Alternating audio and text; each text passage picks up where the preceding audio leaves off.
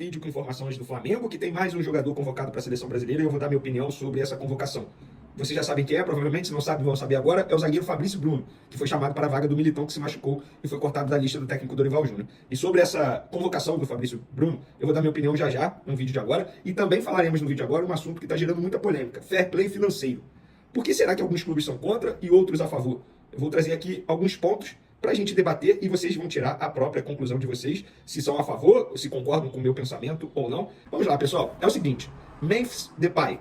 Vamos chamá-lo apenas de Memphis, porque é assim que ele gosta de ser chamado. Ele já deu várias entrevistas aí falando que ele não gosta do sobrenome, o nome Depay, que é do pai dele, que, segundo ele, o abandonou. Não foi um pai presente. Então, por respeito ao jogador holandês de 30 anos, o Memphis, ele vai custar mais de 3 milhões de reais por mês ao Corinthians, é isso mesmo. E eu tive que ler muita gente dizendo que o Flamengo deu mole, que eu, como flamenguista, estou com inveja do Corinthians, porque o Corinthians conseguiu a contratação desse jogador. Gente, esse jogador estava sendo oferecido ao Flamengo já há muito tempo. E obviamente que se o Flamengo quisesse contratá-lo, eu tenho certeza que ele ia preferir jogar no Flamengo a jogar no Corinthians. Isso não demérito a história, a grandeza do Corinthians. Pelo contrário, é apenas um momento. Você, como jogador, você ia preferir jogar onde? Seja bem sincero. No Flamengo, que está disputando sempre por títulos, salário em dia, uma baita estrutura. Ou no Corinthians, que atrasa salário com uma certa frequência, uma crise absurda fora das quatro linhas e nesse momento briga para não cair para a segunda divisão. Dito isso, vamos dar continuidade. O Memphis vai ganhar mais de 3 milhões de reais lá no Corinthians por mês.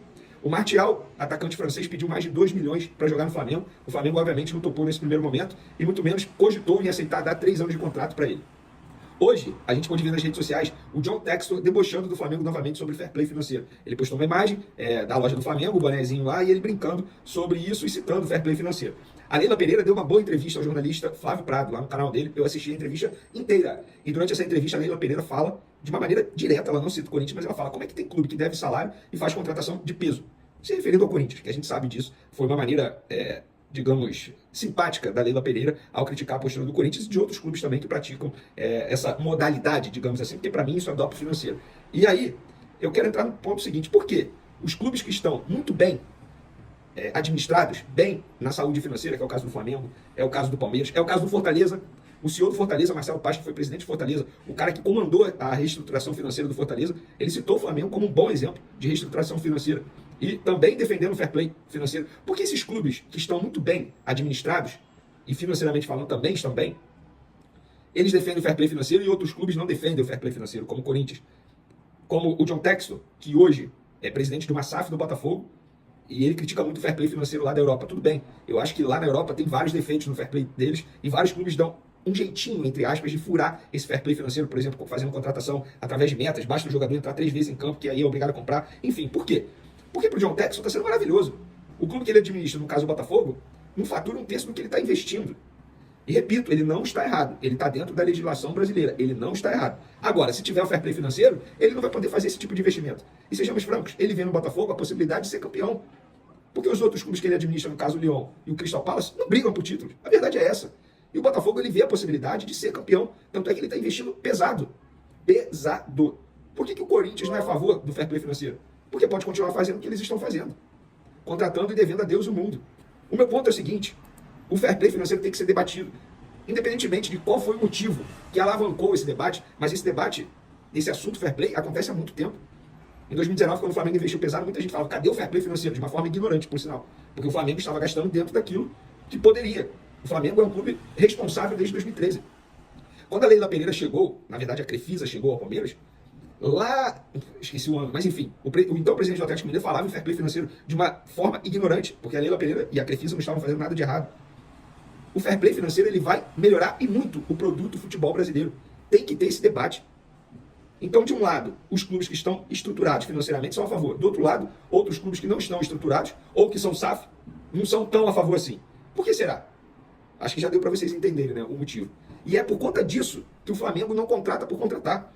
Você que acha que o Flamengo vai contratar por contratar um jogador para suprir a ausência do Pedro, você está errado. O Flamengo não pode fazer isso. Não pode pôr em risco a saúde financeira apenas para dar resposta ao torcedor. O Flamengo é um clube responsável, financeiramente falando.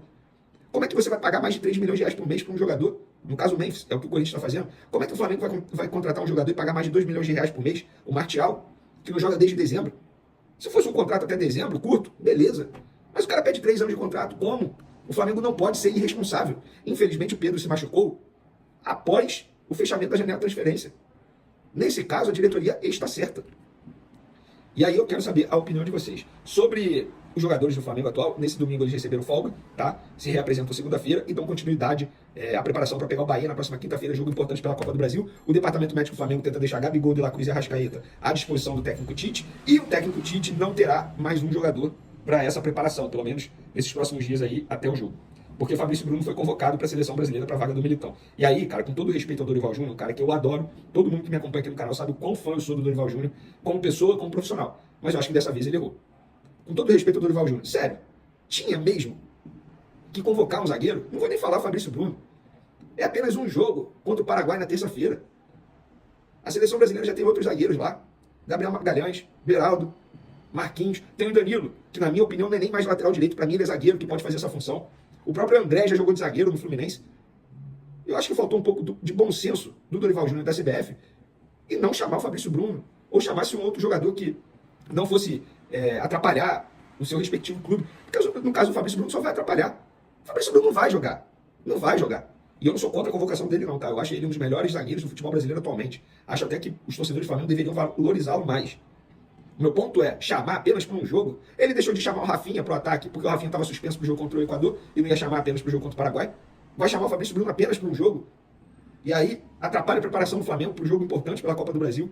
Eu achei totalmente desnecessário. Para mim faltou bom senso. Quero saber a sua opinião. E para finalizar, para quem pergunta sobre a data da cirurgia do Pedro, ainda não está definido porque o departamento médico está esperando a parte da lesão desinchar, porque ainda tem muita água ali, muito sangue, ainda está inchado, então tem que desinchar, tal como aconteceu com o Vinha, acontece agora com o atacante Pedro, e aí depois disso inicia todo o processo de recuperação, repito, toda a força para o Pedro, para ele voltar mais forte ainda após essa grave lesão que ele sofreu. Valeu, galera, beijão para vocês, forte abraço, uma ótima semana a todos, tamo junto, fui! Rapaziadinha boa, ficamos aí com o nosso giro de notícias do maior clube brasileiro, o Flamengo. Para você ficar por dentro de tudo e não perder nada, chega deixando seu like, se inscreva também no canal, ativando o sininho de notificação. Sabe que é muito importante a sua participação aqui nesse canal com o seu comentário. Chega deixando o comentário, se inscreva lá também no canal aí do Vene Casagrande. A gente vai ficando por aqui. Um grande abraço aí, bem apertado no seu coração. Até o próximo vídeo. Que vamos, que vamos, que vamos.